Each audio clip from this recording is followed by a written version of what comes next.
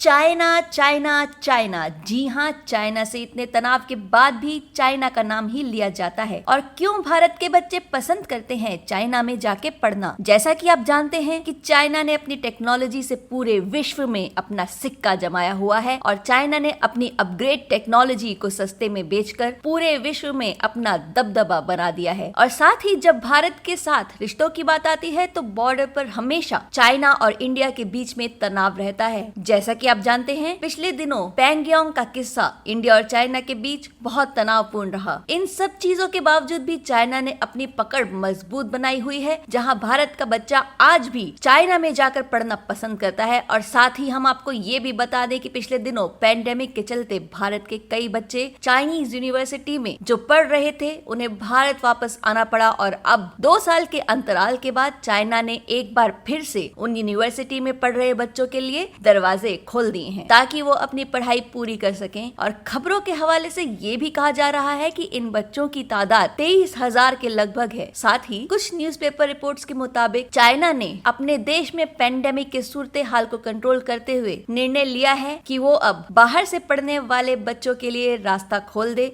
ताकि Chinese university में पढ़ रहे इन बच्चों की पढ़ाई पूरी हो सके, जिसके चलते भारत, अफगानिस्तान और पाकिस्तान वीजा एप्लीकेशंस के प्रोसीजर खोल दिए गए हैं। अब हम चाइना की वीजा कैटेगरी पर आपको ले चलते हैं, जिसकी एक कैटेगरी है F वीजा, जो कि चाइना इशू करता है for exchange programme, visits, study tour और नॉन कमर्शियल एक्टिविटीज के लिए। और इसके साथ ही Z कैटेगरी का वीजा इशू होता है उन व्यक्तियों के लिए जो कि चाइना काम करने के लिए जाना चाहते हैं। अब ऐसे में देखना ये होगा कि पेंडेमिक के 2 साल के अंतराल के बाद किस तरीके से चाइना की इकोनॉमी अंतरराष्ट्रीय स्तर पर अपनी पकड़ बरकरार रख पाएगी, जो कि देखना बहुत दिलचस्प होगा। ऐसी ही और खबरें देखने के लिए देखते रहिए द ट्रू हंट।